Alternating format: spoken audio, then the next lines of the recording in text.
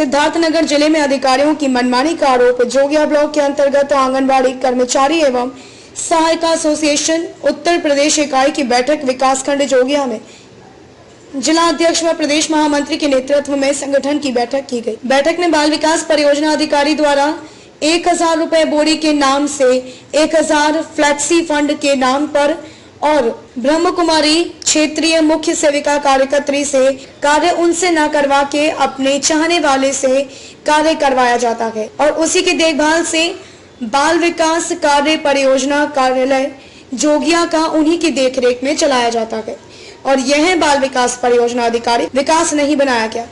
गोरखपुर से 1 या 2 बार आते हैं और केंद्र बंद के दौरान निरीक्षण करते हैं। Murad Ali Shah, mobile number 9750200022। काले और रूहानी इल्मों से 99% लोगों को 100% लाभ। जो भी बहन भाई जिनका काम आज तक नहीं हुआ वो एक बार जरूर संपर्क करें। काला इल्म करना, ज्योतिष संबंधी कार्य करना या तोड़ना हर के बस की बात नहीं।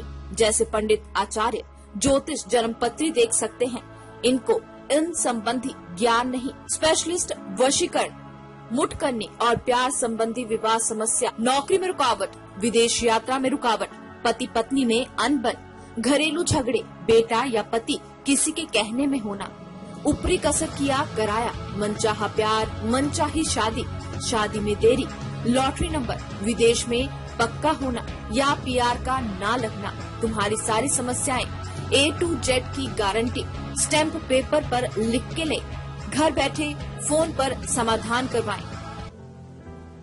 Murad Ali Shah, mobile number 9750200022।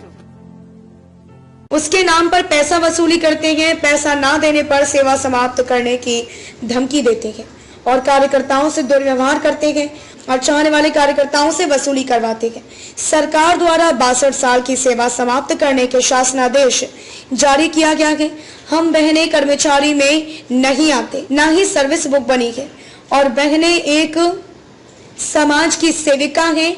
ऐसी स्थिति जो 62 साल की शासनादेश जारी किया गया है तत्काल वापस किया जाए।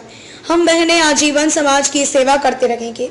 हम एक अल्प मानदेय गरीब महिला है, हम आधी आबादी वाले महिला हैं। जनपद सिद्धार्थनगर से मंडल ब्यूरो चीफ संदीप पांडे की रिपोर्ट। आपका नाम क्या है, किस पद पे हैं? इस समय एक मीटिंग हो रही है, मीटिंग का उद्देश्य क्या है? जी, मेरा नाम पुष्पा देवी है, ब्लॉक अध्यक्ष जोगिया। मुझे ये है कि जो 62 साल वाली हैं उनका जो रिटायरमेंट ही हो रहा है, उनको लिखा दे रहे हैं बगैर कोई पेंशन के, बगैर कोई पैसा का लिखा रहे हैं। उसी पे हम लोग उसी का चर्चा कर रहे थे। उसी पर उसके बाद CDPO द्वारा जो शोषण हो रहा है, पैसा फ्लेक्सी फंड का पैसा वसूली जा रहा है। कितना पैसा CDPO द्वारा वसूला जा रहा है? जैसे कि 1000 रुपया वसूली जा रहा है। किस चीज का है? 1000 फ्लेक्सी फंड का।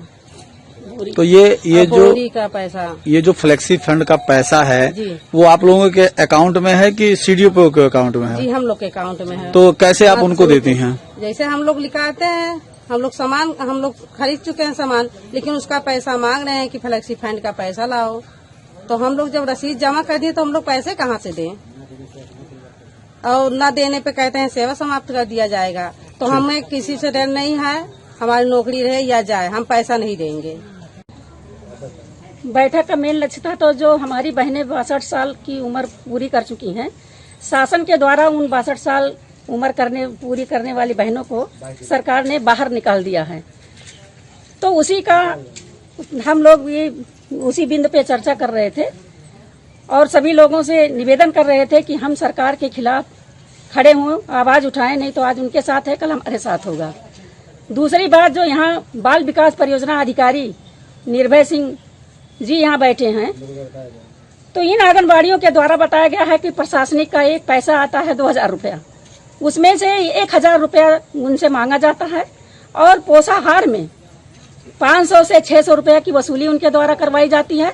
और उनकी एक चहेती आंगनबाड़ी कार्यकर्त्री है जो वो मुख्य सेवका का कार्य देखती है, क्योंकि एक मुख्य सेवका ऐसी है ब्रह्म कुमारी जो वो कोई कार्य कर नहीं सकती है, उसी का कार्य वो अतिरिक्त चार्ज दे करके उससे करवाते हैं और उसी के द्वारा वसूली करवाते हैं और आंगनबाड़ियों का शोषण करते हैं। जब आंगनबाड़ियां उसका विरोध करती हैं तो इनको धमकी देते हैं, सेवा समाप्त करने की धमकी देते हैं, नौकरी से बाहर निकालने की धमकी देते हैं। तो मैं आपके चैनल के माध्यम से कहना चाहती हूँ कि यहाँ बैठे बाल विकास परियोजना अधिकारी का क्या यही काम होता है? ये आए हैं आंगनबाड़ियों का गाइडलाइन करने के लिए, आंगनबाड़ियों से विभाग का संचालन करवाने के लिए, कि आंगनबाड़ी का जो है शोषण करने के लिए इनको लगाया गया है। इस तरह की घटनाएं होती हैं तो कोई जिम्मेदार अधिकारी को आपने इस चीज की सूचना दी? हम कई बार सूचना जो हमारी जिला कार्यक्रम अधिकारी महोदय हैं, हमने कम से कम 24 लेटर लिख के दिया, लेकिन 24 लेटर लिखने के बाद आज तक उस लेटरों पे कोई भी कार्रवाई नहीं हुई। जी, मेरा नाम पुष्पा देवी है, ब्लॉक अध्यक्ष जोगिया। मुझे ये है कि जो 62 साल वाली हैं उनका जो रिटायरमेंट ही हो रहा है, उनको लिखा दे रहे हैं बगैर कोई पेंशन के, बगैर कोई पैसा का लिखा रहे हैं। उसी पे हम लोग उसी का चर्चा कर रहे थे उसी पर।